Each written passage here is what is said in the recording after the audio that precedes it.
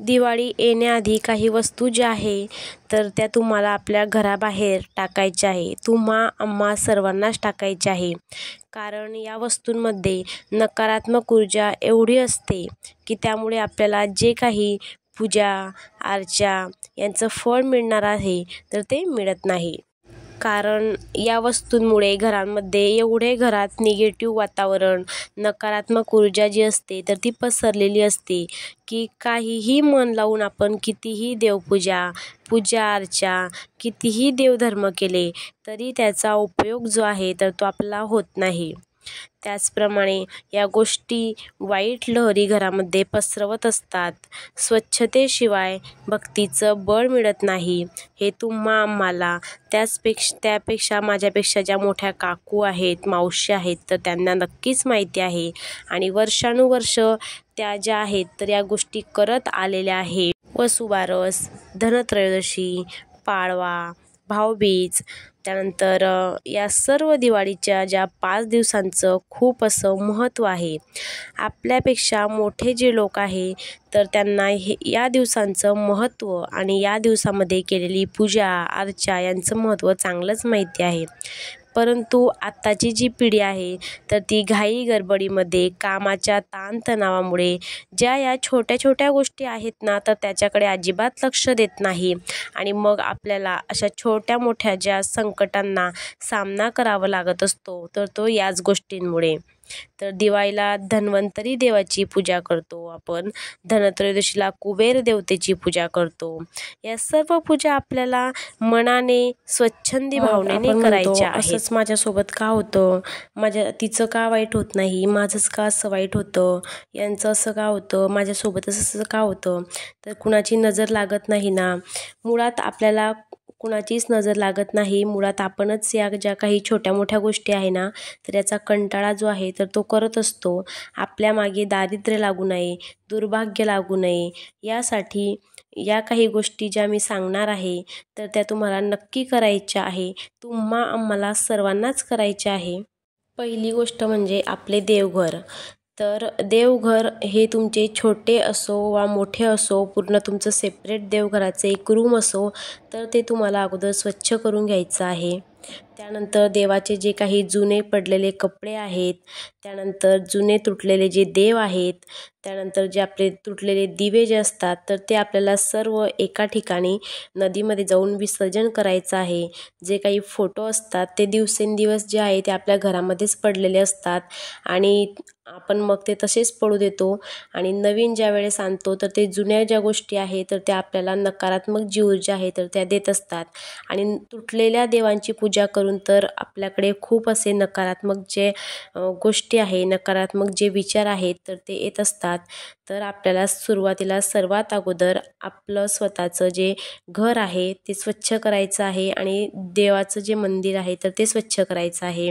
त्यानंतर बरेच जण विचारतात की भाड्याचं घर आहे, तर मग भाड्याचं जरी घर असलं आणि स्वतःचं जरी घर असलं परंतु आपण त्या घरात राहत असतो. आपली जी माता लक्ष्मी, आपली जी लक्ष्मी आहे, जे आपण कष्टाने कमवलेले जे पैसे आहेत तर ते पैसे आपण देत असतो आणि त्या ठिकाणी आपण राहत असतो. तर भाड्याचं असो किंवा स्वतःचं असो परंतु घर आपल्याला स्वच्छ ठेवायचं आहे. त्यानंतर देवघर आपल्याला स्वच्छ असं करायचं आहे. तर दुसरं या ठिकाणी आपल्याला करायचं आहे किचन स्वच्छ करायचं आहे. तर किचनमध्ये जे काही तुटलेले भांडे आहे, कधींचेच असे पडलेले जे डब्बे वगैरे आहे तर ते आपल्याला फेकून द्यायचे आहे. एखादी जर गरजू व्यक्ती असेल तर त्यांना द्या किंवा आपण ते सर्व भंगार एका पिशवीमध्ये साठवून देऊ शकतो, जेणेकरून त्याचे 2 पैसेसुद्धा आपल्याला मिळतील. किंवा शिजवलेले जे अन्न आपण खातो, अन्नपूर्णा ही अन्न देवता ही अन्नपूर्णा देवी असते. तर जे आपले कधींचे असे फ्रीजमध्ये लोणचे वगैरे, मुरब्बा हे जे डबे पडलेले असतात ना तर हे डबेसुद्धा आपल्याला स्वच्छ करायचे आहे. आपल्या महिलांना सवय असते किचनमध्ये अडगडीचं जे सामान पडलेलं आहे तर ते कधी ना कधी उपयोगाला येईल, परंतु या अडगडीच्या पडलेल्या सामानातून आपल्याला नकारात्मक ऊर्जा आपल्याकडे येत असते. त्याच्यामुळे छोट्या छोट्या गोष्टी वाईट ज्या आहेत त्या आपल्या जीवनावर परिणाम करत असतात तर त्या आपल्याला कळतसुद्धा नाही. तेवढ्यासाठी आपल्याला तुटलेले कप, तुटलेल्या ज्या डिश असतात तर त्या सर्व फेकून द्यायच्या आहे. आणि आपल्या घरामध्ये मोजक्याच वस्तू का होईना परंतु चांगल्या ठेवायच्या आहेत. त्यानंतर कपडे. तर कपडे जे आहे तर कपडे आपण चुरगळलेले ज्यावेळेस घालतो त्यावेळेसच आपल्याकडे जी नकारात्मक शक्ती आहे तर ती येत असते. आणि जर आपल्याकडे असे न वापरण्यातले कपडे असले, कोणाला देण्यासारखे असले तर ते आपण देऊन टाकायचे आहे. आणि आपले कपडे जे आहे ते आपण अगोदर स्वच्छ पाण्यातून काढायचे आहे आणि नंतरच ते दुसऱ्यांना वापरण्यासाठी द्यायचे आहे. तर जे आपल्या कामाला येत नाही तर ते कपडेसुद्धा आपण घरामध्ये ठेवायचे नाही आहे. कारण की जे आपले असे कपडे पडलेले असतात तर त्याच्यामुळे सुद्धा नकारात्मक जी ऊर्जा आहे तर ती आपल्याकडे येत असते. त्यानंतर घरामध्ये कधी त्या कपड्यांवरून वाद जे आहे, तंटे जे आहे तर ते होत असतात. तर छोट्या छोट्या या गोष्टींवरून वाद होतात आणि ते आपल्याला कळतसुद्धा नाही. तर यासाठी आपल्याला जे आपले पडलेले कपडे असतात तर ते व्यवस्थित ठेवायचे आहे आणि जे आपल्याला कामाला येत नाही तर ते देऊन टाकायचे आहे. त्यानंतर इलेक्ट्रॉनिकचं जे सामान असतं, ज्या आपल्या केबल वगैरे पडलेल्या असतात, वायरी पडलेल्या असतात तर त्या कामाला येत नसेल तर त्यासुद्धा आपण देऊन टाकायच्या आहे. नंतर घराचा जो आहे मुख्य दरवाजा, तर दरवाजा आपल्याला व्यवस्थित पुसून घ्यायचा आहे, स्वच्छ करून घ्यायचा आहे. त्यानंतर दसऱ्यानंतर 20 दिवसानंतर दिवाळी जी आहे तर ती येत असते. तर दसऱ्याचे जे आपले सुकलेले खराब झाले जे तोरणं आहे तर ते काढून टाकायचे आहे. त्यानंतर कड्या वगैरे जे आहे तर त्या आपल्याला व्यवस्थित लावून घ्यायच्या आहे. बघा, आपल्याला जर कुठे बाहेर जायचं असेल आणि वेळेवर जर आपलं लॉक लागत नसेल किंवा कडी उघडत नसेल किंवा आपण थकून बाहेरून आलेलो आहे आणि दरवाजा उघडण्यासाठी आपल्याला त्रास होत असेल तर आपली खूप अशी चिडचिड जी आहे तर ती होत असते. त्याच्यामुळे त्या दरवाजांच्या कड्या, त्यानंतर दरवाजा जर आपला आपटत असेल तर दरवाजासुद्धा आपल्याला मुख्य जो प्रवेशद्वार आहे घराचं तर ते व्यवस्थित आणि नीटनेटकं करून घ्यायचं आहे. तर या गोष्टी ज्या आहे घराच्या तर त्या दिवाळीच्या, दसऱ्यांच्या या सणांच्याच निमित्ताने होत असतात. त्यानंतर पुढची वस्तू आहे बंद घड्याळ. तर बंद घड्याळाबद्दल तर सर्वांना माहितीच आहे. बंद घड्याळामुळे घरातील लोकांची जी प्रगती आहे तर ती वाढत नाही, थांबून जाते, दोष वाढतात. त्याचा खूप वाईट परिणाम आपल्या जीवनावर होत असतो. उत्तर दिशा ही धनाची देवता असते. पैसा येतो परंतु टिकत नाही. कितीही कष्ट केले तरी आपल्याला त्याचा मोबदला जो आहे तर मिळत नाही. तेवढ्यासाठी उत्तर दिशेला कुठलंही जड अडगडीचं सामान जे आहे तर ते आपल्याला ठेवायचं नाही आहे.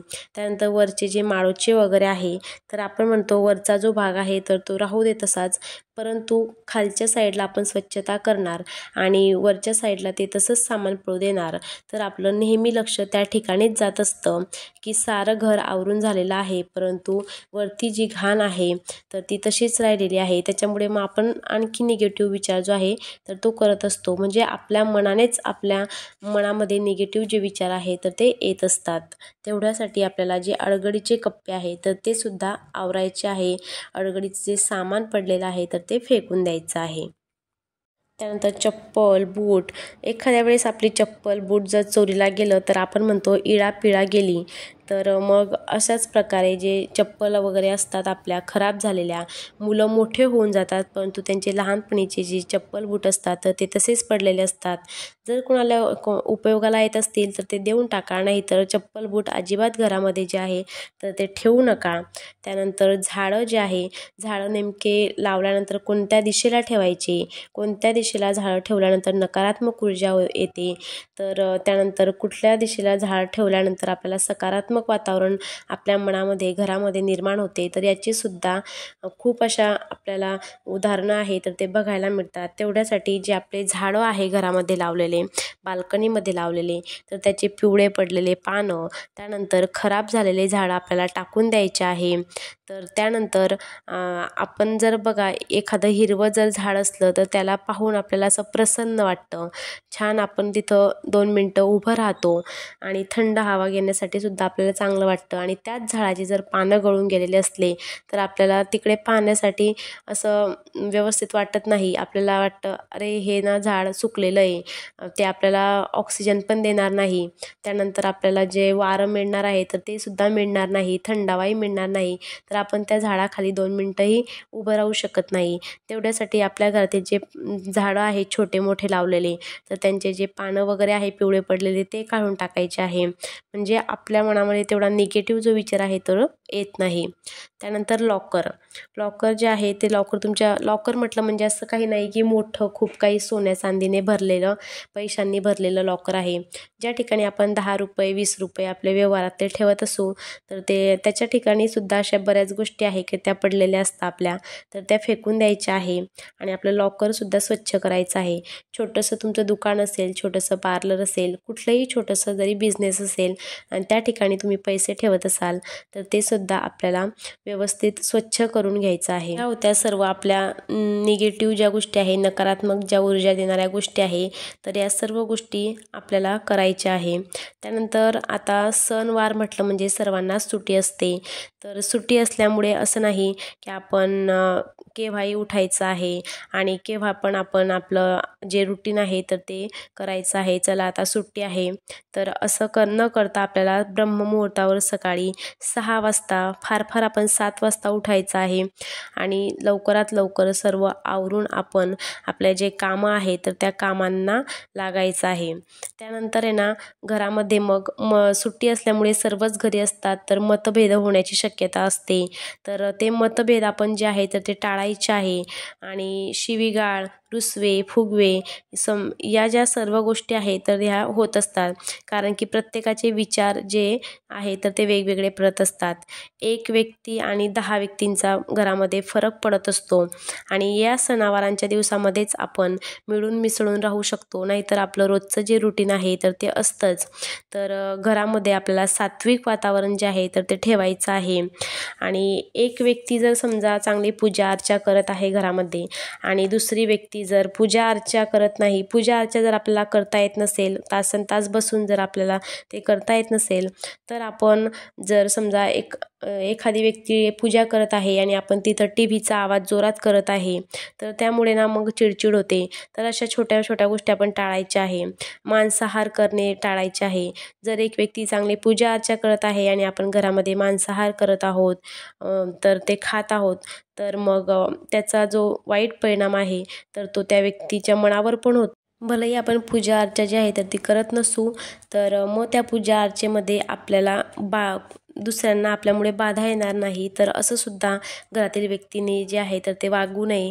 त्यानंतर जर आपण एखादी चांगली गोष्ट करू शकत नाही, तर ती वाईटसुद्धा आपल्याकडून कशी टाळता येईल, तर याचा सर्वांनी या दिवाळीच्या दिवसांवर सुट्ट्यांमध्ये विचार करायचा आहे. त्यानंतर घरामध्ये सोज्वळ, सुंदर आणि सात्विक जे वातावरण आहे तर ते ठेवायचं आहे. तर आजचा व्हिडिओ कसा वाटला, माहिती कशी वाटली नक्की सांगा. आवडला असेल तर लाईक शेअर करा आणि नवीन असाल तर चॅनलला सबस्क्राईब करायला विसरू नका. धन्यवाद.